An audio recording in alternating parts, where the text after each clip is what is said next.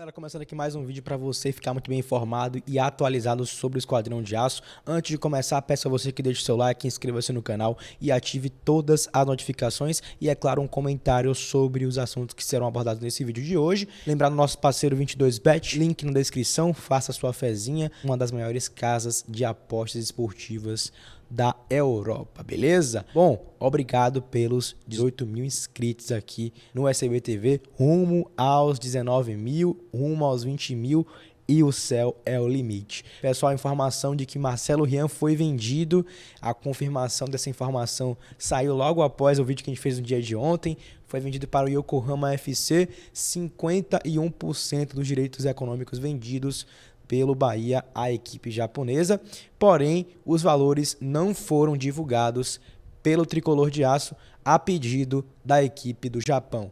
Lembrar vocês que Marcelo Rian fez 26 partidas pelo Bahia, marcou 7 vezes, beleza? O presidente Guilherme Belintani concedeu entrevista para Marinho Júnior lá na zona mista, depois da partida contra o CSA no último sábado. Você confere as principais aspas e muitos até falaram que seria em tom de despedida, né? Até algumas aspas interessantes que ele acabou concedendo, né? Porque deve ser o último ano dele como presidente do Bahia, né? Continuando no clube, enfim.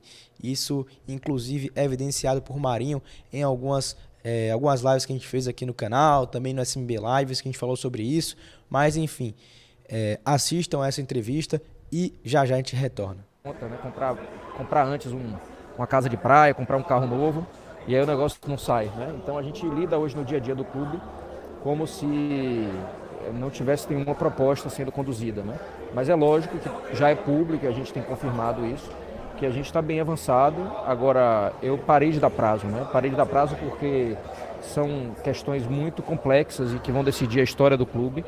Se o torcedor de fato decidir pela SAF, nesse momento da história do clube, eu estou sentado na cadeira de presidente, eu tenho que ter extrema responsabilidade para o assunto que precisar de 10 dias para ser resolvido, não vai ser resolvido em 5, e a gente está cuidando disso. Por isso que cada assunto que precisa do tempo necessário está sendo cuidado no tempo necessário. Em janeiro eu estava muito chateado, e aí me perguntaram, o presidente tem que renunciar, e deve ter chegado aos seus ouvidos, eu dizia, não, ele não tem que renunciar. Do mesmo jeito que caiu com ele tem que segurar o pepino dele para subir com ele. A resposta que ele pode dar é essa, é subir. Tá no caminho certo, né? Eu acho, Barano, assim, que essa coisa não só de renúncia, né? Porque não houve só pedido de renúncia, houve pedido também de impeachment, né? Porque renúncia é um ato, poderia ser um ato unilateral, meu, por exemplo, né? Por questões pessoais, seja lá, uma vez eu cheguei para meu filho, assim, que estava muito... Foi no dia do aniversário dele, eu falei para ele, filho, se eu sentir que papai não vai mais conseguir, não tem mais nada para fazer no Bahia, que eu não vou conseguir melhorar mais nada, se eu sentir que de fato eu cheguei no meu limite, nesse dia eu vou renunciar.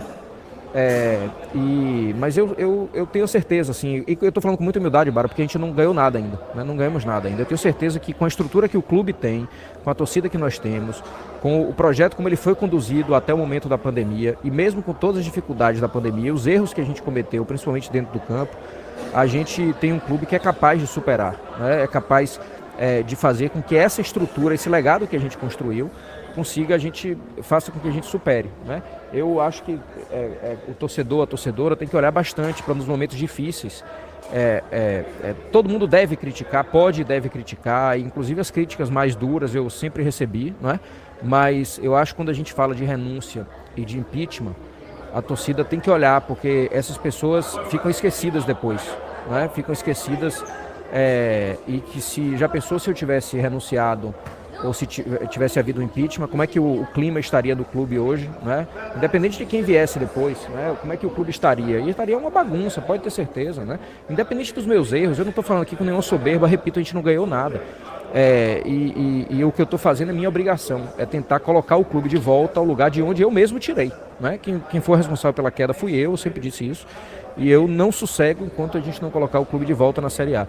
Mas é importante demais ver a responsabilidade de cada um que pediu impeachment e que pediu renúncia, porque isso mexe com a instituição, né? Mexe com a instituição e repito, com muita humildade eu estou dizendo isso, independente de quem estiver como presidente em algum momento de crise do clube, A renúncia ou o impeachment é algo muito grave e se a gente fizer isso, se a gente se acostumar com essa ideia, a gente vai repetir os erros de 90% dos clubes brasileiros que nos momentos ruins fazem isso e não conseguem retomar um momento de glória. Guilherme, numa viagem no Uruguai, boa noite, você me confessou uma vez o seguinte, você falou, velho, eu quero fazer história nesse clube, eu quero deixar o meu nome marcado na história do Esporte Clube Bahia. Infelizmente tem uma história negativa que é essa queda. Como é, tipo, não apagar, mas fazer com que algo melhor seja lembrado do que uma queda para a Série B do Brasileiro. Marinho, boa noite. Eu acho assim que eu já aprendi isso na minha vida, né? Eu tenho 44 anos e apesar da idade ainda não ser mais tão jovem, eu já não sou mais tão jovem, mas também não sou o cara mais experiente do mundo. Mas eu já vivi coisas que são suficientes para me ensinar que a vida não vai ser nunca só sucesso, né? Quem conta só histórias de sucesso certamente está escondendo histórias de fracasso. A minha história, como ela é pública, ela aparece sucessos e fracassos, né? Eu digo sempre, o fracasso sempre vai acontecer. O que a gente deve avaliar é como cada um reage diante do fracasso. Como é que a gente é capaz de construir uma nova história a partir de um momento mal sucedido. Clubes com tamanho econômico do Bahia, eles dificilmente conseguem passar um tempo muito longo na Série A. É muito difícil isso. A torcida é capaz de avaliar isso, de times do nosso tamanho, eu estou falando sempre tamanho econômico, independente do valor da nossa história. É muito difícil, é uma luta diária, a gente conviver com dívida, com falta de recurso, como a gente teve sempre na nossa história e acentuado pela pandemia. E quando vem uma gestão que comete erros, como foi a que a nossa cometeu, a gente cai com muito mais facilidade do que time que tem mais dinheiro para gastar, que pode errar mais, né? Então, assim, clubes que vivem num tamanho de risco financeiro que o Bahia vive, porque tem uma dívida grande e porque tem limitações financeiras, a gente, quando comete um erro, esse erro é mais acentuado. Mas eu estou aqui para recolocar o Bahia no lugar de onde eu mesmo tirei e eu não sossego enquanto isso não acontecer. Eu sou, acima de tudo, torcedor e eu quero voltar para as arquibancadas em breve, com o clube na Série A e o clube bem estruturado. Eu acho que é isso que eu devo à torcida. O torcedor ainda sempre pergunta de SAF rapidinho, porque ela começa a coletiva do Anderson. Dá para dar prazo ainda, Guilherme? Não, eu não dou mais prazo, Marinho, porque eu já dei 1 ou 2 e eles não se confirmaram, né? Por quê? Porque sempre que a gente dá um prazo e acontece uma coisa que precisa ser bem cuidada, um fato ali que a gente resolve trazer para antes, que podia ser resolvido depois, mas a gente quer antecipar, ou um fato imprevisível que a gente precisa discutir, a gente demora para discutir porque a gente quer a discussão mais madura possível, mais completa possível. O que eu posso dizer ao torcedor é que nessas discussões de SAF, todos os dias, todas as semanas, a gente tem conversa, 2, 3, 4, 5 reuniões por dia, às vezes, nesse momento, e nenhum dia a gente retrocedeu em relação ao dia anterior. Sempre são dias de avanços. Então isso é importante para a gente dizer o seguinte, se não estamos indo na velocidade que o torcedor espera, ou até que a gente esperava originalmente, a gente está sempre caminhando para frente. Eu acho que é isso que é importante. Valeu, obrigado. Então é isso, gente. Essas foram as aspas de Belintani, aspas importantíssimas, né, que já pregam essa chegada, né, esse avanço e contagem regressiva para um anúncio de Bahia e Grupo City. Então, quando isso ter um desfecho, a gente vai ter talvez um complemento de informações muito maior. Beleza? É isso aí, esse foi o vídeo, espero que você tenha curtido. Se você gostou, inscreva-se no canal, ative todas as notificações e, é claro, um comentário. Um abraço para você e nos vemos em um próximo conteúdo por aqui.